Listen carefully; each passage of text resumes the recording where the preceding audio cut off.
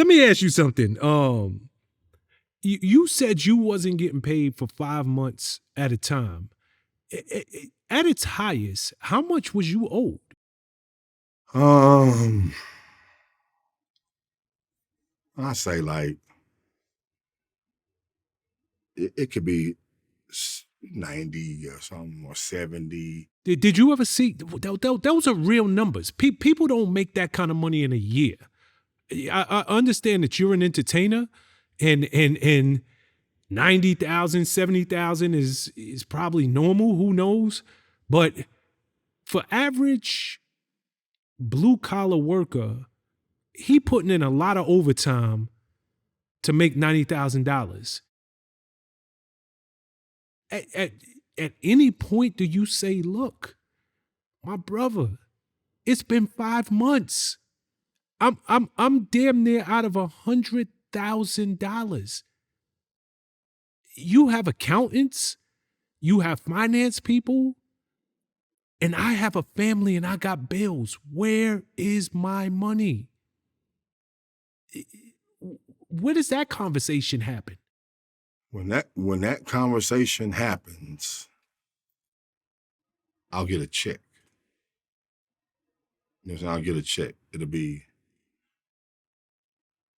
13,000, right?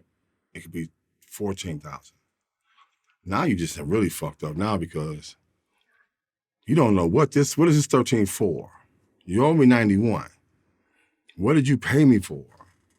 Now, at the end of it, it's going to be 66, 67 or some shit because he's kind of far behind because on the payments, you know what I'm saying? Because, he makes a lot of money. You know what I'm saying? He would gamble and shit. So the number's going to change. You know what I'm saying? So it just started being an exit strategy at this point. You know what I'm saying? It just started being an exit. I got to get out of this situation. And I just started saving from like 18 on. I'm like, yo, I got to go because this shit is getting worse. It's going the opposite direction. You know what I'm saying? We ain't doing shit that, I'm like, it's just a lot of shit I think we should be doing. Like, I don't know his personal life. You know what I'm saying? That's another thing. We stopped knowing. There's no communication though. Tell me, hey, yo, bro, I'm going to pay you. It's going to be 4 or 5 months before I pay you. I'll make a whole different move with that. I'll make a whole different adjustment with that. You know what I'm saying? I won't do certain things. I won't, just communicate with me. He won't communicate. He would not communicate for shit. And that was a huge problem. A huge problem. The lack of communication. It's unfortunate because it's like no groups, as talented as y'all are, as much, this is the 50th year of hip hop we in. This is a celebration for all of us. But y'all's story is that same old tragic story that you have heard again and again and again.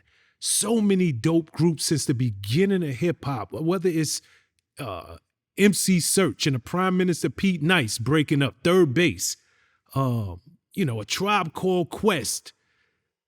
Q-Tip gets bigger than the group, and then the group have problems. NWA, I could go, the Migos, for God's sakes. I could go on and on and on and on.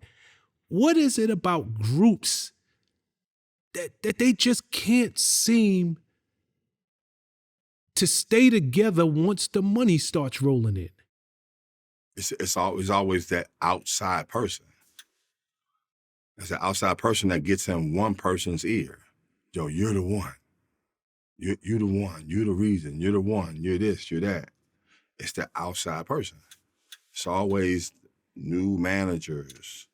It's always new. Not saying that Jay Irvin was like that. Nah, I'm just saying like new people coming. Labels. Separation. That's how you make devils. You separate. It's evil. You know what I'm saying? When Lunatics came out, what sold Nelly was the culture of the Lunatics. Culture is a way of life. It was how we dressed. It was how we talked. It was how we moved. It was a culture. The kid with the mask. You know how important he was to kindergartners and shit. You know what I'm saying? It might be funny, but it's little kids who told me that were like 6 and 8 and 9 and 7 and shit back then. It was like, we looked at it like, yo, why in the fuck isn't he out more? He's the cool one. Why ain't y'all all wearing masks? He's the dope one. Nelly saw no value in him. No value in him. You know what I'm saying? This is Ali's group. He's just disbanding it. You know what I'm saying? But I'll just keep, the pieces, everything about it. Everybody just started slowly going. Keith started going. T-Love was gone. Slow with the Mask was gone. Murphy Keywan was gone. I said it in the beginning, I'm gonna be the last man standing. I knew it though. I know I'm gonna be the last man standing, but the reason why is that it's always someone in that. Then I got a song where I say, I didn't want the fame because once you taste, you're gonna swallow. Now you're full of yourself. It just automatically is going what it is. Once you start getting that, and you get that fame, and you start tasting that, and you live for it. And if you really the reason why like the big stars is because they love it. They love the light. The reason why you get the Lloyd Banks and the Murphy Lees, they don't really like the light, so they shun away from it. The way you can get like a 2 Chainz and Jim Jones is they know how to, they're gonna put it all on. They're gonna sell it big. Everybody ain't like that. It could be just as talented or more talented. But some people just don't like the light like that. And then some of them, majority of them do. The Biebers, the Nellys, those, they like that. So it's like he got a song, he said, y'all call it limelight. I call it my life. He like hotels. He like traveling. He like going to the next city, sleeping on the bus, and I want to go home to take home. You know what I'm saying? I want to go lay down and shit. You know what I'm saying? I want to go home. So that was, like I said to myself, I had problems before. I know it was frustrating him that I was the party man. I got remarried. I didn't want to do drinking no more. I didn't want to do no more party. I didn't want to kick it. I didn't want to do shit. That was frustrating. You know what I'm saying? I didn't, I was, I don't want to go any more parties. You know what I'm saying? I didn't want to go. I just wanted to go home, get the money. And he feels like, yo, I got to go out and do, this. And I'm like, you ain't got to go do that. You know what I'm saying? Eminem don't go to parties. You know what I'm saying? He don't go to parties. You ain't got to do that shit. You just want to do that shit. I don't want to do that shit. You know what I'm saying? So it's what? No, I would. When I hear these tragedies, when I hear stories like this that are all too familiar in the world of entertainment, not just in rap, but in the world of entertainment, you find yourself loving Styles P, Chic Luch, Jada Kiss, how the Locks together are insane as a group, but they all went on, they did their solo projects and they come back and it's still love. The Wu, they started out as a group. Method Man is arguably, he was the one that Def Jam plucked out the group first. And you had the Chef and Ghostface, and they came out with crazy albums. And, the RZA went to Hollywood, did his thing. Capadonna did, ODB. But they was always the Wu first. And I'm listening to you, and it's just making me want to go and listen to their music that much more because you giving me a different appreciation for brothers. Loyalty puts strength in my team because niggas main concern is cream. You know what I'm saying? There you go. So yeah, I stayed together because I had to hold it together. I was the oldest one. I had to hold it together. I had to take a sacrifice. You know what I'm saying? Yet I started noticing like, yo, Keywan and Murphy got You See Me. I got You See Me shit at home. I could point out when I wore it. You know what I'm saying? I had Eat Clean, Train Dirty. You know what I'm saying? I gave Nelly shirts. He never wore that shit. He wouldn't it didn't cost you nothing and then it's always put into a frame like, damn, nigga, nigga don't owe you nothing. Like, damn. So then we quick to be like, see, the white state is stick together. That's that nigga talk. The Jewish people stick together. But when we talk about it, he don't owe you nothing. I'm like, damn, I thought we were sticking together though. You know what I'm saying? Like Keywan can throw parties. He can throw parties for everybody that comes to St. Louis, but he can't throw them for Nelly. Like, why we don't let my man throw the party? It's just weird though. That's why we like, nah, cool. We're just cool, bro, because we're not gonna grow over there. You know what I'm saying? You can't tell me I couldn't. I come up with something that no other artist see, because 50 Cent, he did it real well.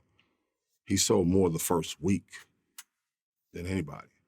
But we were like, there's no first artist, their first debut album that went diamond. We were the first to do that.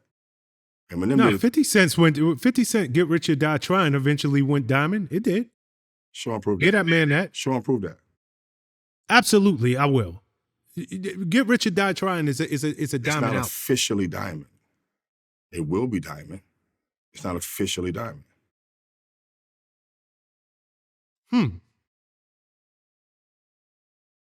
Okay, I'm gonna ask you a dumb question. Nelly just sold 50% of his catalog for $50 million. That man is 50 million up. He could just as easy. I mean, let's just call it what it is. Taxes on 50 million, he probably in the 25%, 35% range. It ain't that hard to pass them taxes on to you brothers and say, you know what? I'm gonna cut Keywan here. Here's a check for $1 million. Spud, you got a check for $1 million. Ali, Ali, you got a check for $3 million because you wrote all them songs that you never got credit for. Murph, here's another $1 million for you. And even if it seems like a kind gesture on the surface, it really ain't, because y'all got to pay the taxes on that he would be paying anyway. Are any of y'all expecting to get a phone call from this man? Why would we? He wouldn't wear my T-shirt for free. You know what I'm saying? He wouldn't wear Murph's T-shirt for free. Why would we expect him to start being that person at 49? Now, I'm past the dumb shit now. So people are like, yo, y'all get back together. Never. That's how he ain't never gonna change his stripes, ever. He's never gonna change his stripe. I watched it for 20 years, and I'm the butt of the joke because it took me 20 years to realize it, but I could put a never, ever behind it would I ever hit the stage with him again. Never, or do anything with him again. He has no real, raw, good intentions, not for us. Not for us. And I've never, we've all sat together and tried to search hard and find a time when he did that it didn't benefit him. You know what I'm saying? Nah. So no. Okay. He wouldn't do that. I want to see him like he got 50 million. You know what I'm saying? I'm happy for him. You know what I'm saying? Like, because that's what he wants. He wants $1 billion. I want him to have $1 billion. You know what I'm saying? That's what he wants. So I wish him the best. It's just, he's not going to start being that person.